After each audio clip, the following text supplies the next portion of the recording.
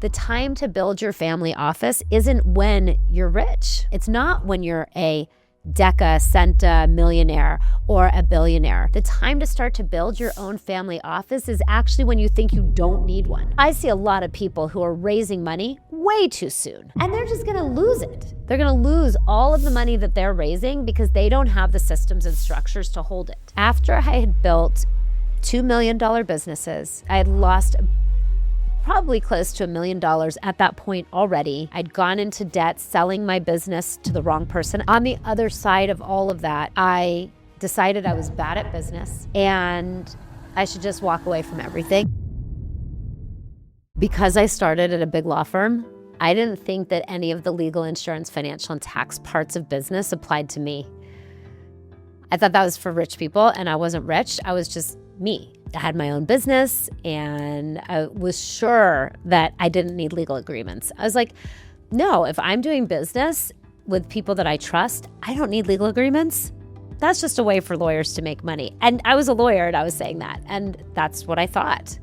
And I got sold the wrong kind of insurance when I had just started out. I was naturally very skeptical of insurance after that because I had been paying for insurance that wasn't the right type.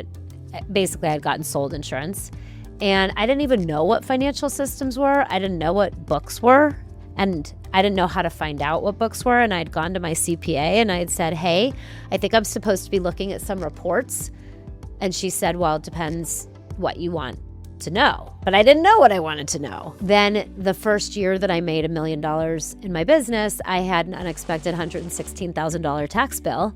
And I didn't have the money to pay it, because I hadn't been planning for that kind of taxes. And it turns out that had I been planning, I could have paid a $50,000 tax bill instead of a $116,000 tax bill. But I didn't know the right questions to ask. And all of that because I didn't think that any of that applied to me. I started my career working on tax transactions for Warren Buffett at Charlie Munger's law firm. And that all made a lot of sense for the wealthiest families, but I didn't think that it applied to me. And as a result of me not thinking that it applied to me, it ended up costing me over $1 million. I never even would have imagined, really, that I would have $1 million to lose. But it turns out if you're gonna build $1 million business, it's very easy to lose millions of dollars along the way when you just don't think that this applies to you at all. And I didn't think it applied to me. I didn't feel rich. And I think that was really the source of why I was making poor decisions when it came to my legal, insurance, financial, and tax matters. I didn't think that I needed to take care of my legal, insurance, financial, and tax matters because I didn't have that much. But the problem with that thinking, and I think many of us think that, you probably think that too, is that if we don't think we have enough to take care of, then we never take care of it. And so then we end up making mistakes and losing the resources that we do have. And then we never become rich because, well, we've made choices that lead to us never being rich based on the belief that we're not rich. For me, that was rooted in growing up in a wealthy community in Miami where my family was the poor family, and I put poor in quotes because it was very confusing. And I think many of us have had these confusing realities because our parents were very confused when it came to money. And so I think it's very helpful to look at where did we come from when it comes to money? What did our parents pass on to us belief-wise when it comes to money? Did they teach us that we need to hoard what we have and make sure that nobody ever knows how much we have? That's the reality for a lot of inheritors, by the way. Did they teach us that we should spend it as soon as we get it? That was certainly one of the beliefs that I got from my dad, and then which in some ways was actually a good one. I like that one a lot because it gives me a lot of freedom around money to know that I'll always make more. I really love the belief that I'll always make more. That's a great belief. It's one that I've chosen to keep. Or is it from my mom, for example, we're never going to have enough. We're going to run out. Oh my God, we don't have enough.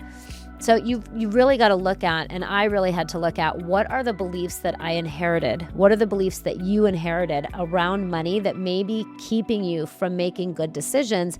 And when I say good decisions, I mean eyes wide open decisions versus what I call eyes squeezed shut decisions. Eyes squeezed shut decisions are the kinds of decisions that are going to lead to you having to learn the hard way by being ripped off, taken advantage of, scammed, which is happening more than ever. A friend of mine the other day just told me his mom was scammed out of $1.3 million.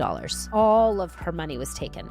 My own mom lost a Bitcoin, which at the time she lost it wasn't that much. Today, it would be worth more. At one point, it was $130,000.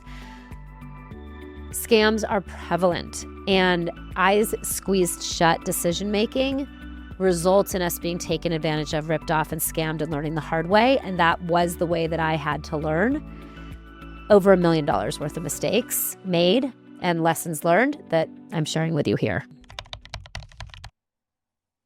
So it first started to occur to me that something was off when I was going through my divorce with my husband, and he had hired a forensic accountant because he was a stay-at-home dad. And he thought that I was going to take everything, which was probably a good idea for him to think that and protect himself in that way. I wasn't going to take everything, but that's what he thought. And he hired this forensic accountant. And the forensic accountant looked at me across the table and he said, "Alexis, your books are really messed up."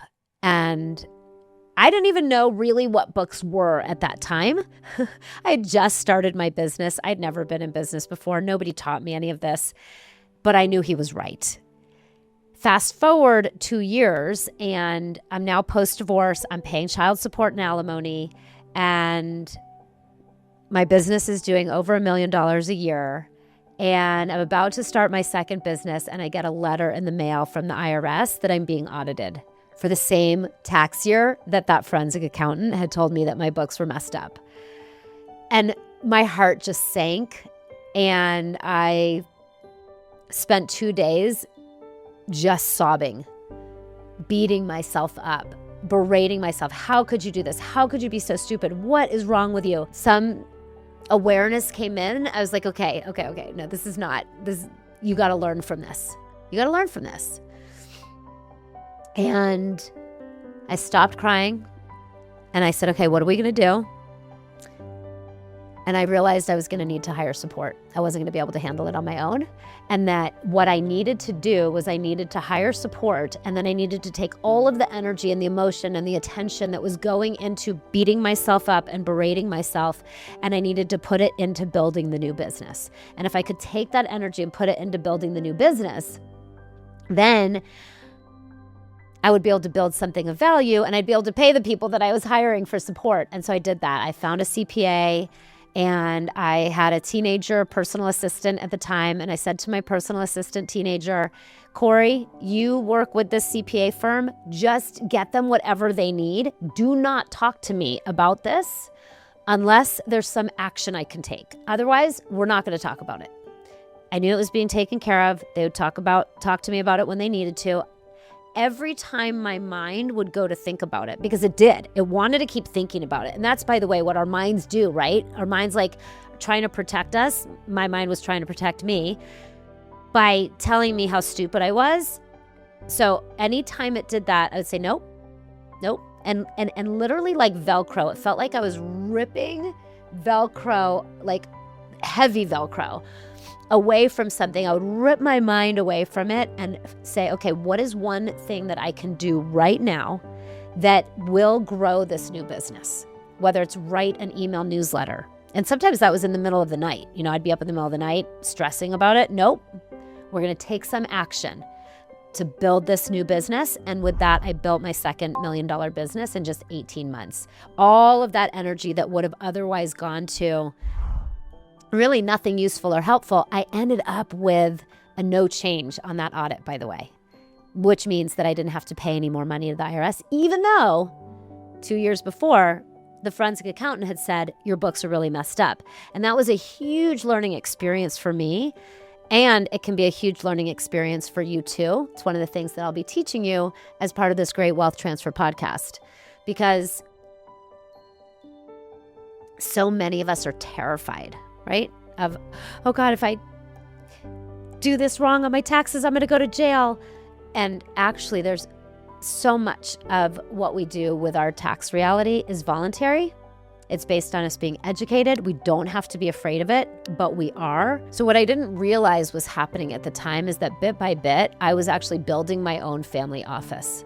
that first experience with hiring the right support with that CPA firm, getting my personal assistant, working with them, that was the beginning of what would later become the T in my tax part of my family office. And there's 4 parts: legal, insurance, financial, and tax. And I had to learn how to build each one of those 4 parts through these very expensive, very wrenching mistakes that I'm going to be sharing with you. That was nearly 20 years ago now. And when I look back over my life and all of the lessons that I've learned when it comes to legal, insurance, financial, and tax matters, and the one decision that I made that probably made the biggest difference was that I started treating my legal, insurance, financial, and tax reality, these 4 pillars, like a family office with me at the center of it as a steward. Now, when it was happening, I did not know that's what was happening. What I thought was happening was that I was crawling out of a huge hole that I had created for myself because I wasn't taking my legal, insurance, financial, and tax systems and matters seriously. And I knew that all of these things that had cost me at that point, over $1 million were there to teach me something. At the point that I started building my family office, I didn't yet know what it was, but now I can look back and see that it was that the time to build your family office isn't when you're rich in your own mind. It's not when you're a deca, centa millionaire or a billionaire. The time to start to build your own family office is actually when you think you don't need one. Now that might sound totally counterintuitive, but it is by getting those systems in place and growing into my adulthood as it related to my legal, insurance, financial, and tax matters that I was able to ultimately create a sustainable foundation for myself that I could hold and feel confident and know that I could go out and borrow the money that I needed to be able to grow, invest in, and grow my businesses. I never raised any capital to grow my businesses until I was certain that I could be a good steward of other people's wealth, of other people's money. And I see a lot of people who are raising money way too soon, and they're just gonna lose it. They're gonna lose all of the money that they're raising because they don't have the systems and structures to hold it.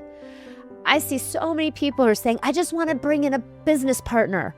But you can't bring in a business partner when you're expecting them to be able to clean up your mess. And I wanted it too, believe me. And when I did bring in business partners from that place, they ended up taking from me. They ended up putting me in a worse position than I would have been in if I had, or now that I have been able to bring in business partners from a place of strength and clarity, right? I really created situations for myself where I was ripe to be taken advantage of, scammed, and ripped off because I didn't know what I didn't know, and I was looking for a savior. I was like this victim who was like, please come save me, because I really didn't want to look at these things myself. And I would say that it came to a head after I had built $2 million businesses. I had lost probably close to $1 million at that point already. I'd gone into debt selling my business to the wrong person. I should have made $500,000 on that sale. I ended up losing $250,000 and taking on $250,000 of debt so that I could transition all of my clients and my team members in a good way without harming any of them. Took on $250,000 of debt for that. It was just one of the mistakes. I had a $50,000 lawsuit that I settled. I was in the right, but I settled it for $50,000 because I didn't have the right insurance, meaning that I would have had to go out of pocket to hire a lawyer to fight the lawsuit. It's like, let's just give her $50,000 and say, thank you very much for this lesson. And there were a number of experiences like that I'll be sharing here that will help you to start to see what you can learn without having to make the mistakes yourself. On the other side of all of that, I decided I was bad at business and I should just walk away from everything, move to a farm and file bankruptcy. And that's what I did. I said, I'm just bad at business.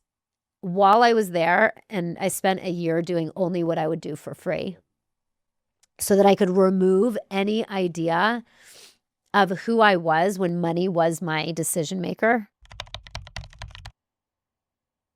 So if there's one thing that I want you to take away from this episode, it is that the time to start making eyes wide open decisions about your legal, insurance, financial, and tax matters is right now.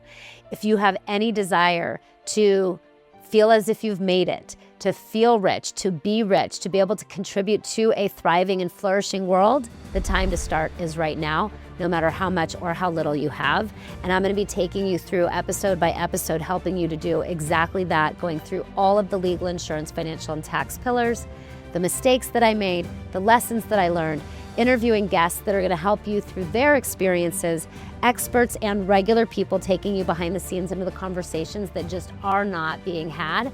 So like, follow, subscribe, but most importantly, please share this episode with somebody that you need to be in the conversation with right now, because the more that you're in conversation about these matters with your friends, with your family, with your parents, grandparents if they're living, the better it's going to be for you and for them, both short-term and long-term. So share this episode, and I look forward to seeing you on the next podcast.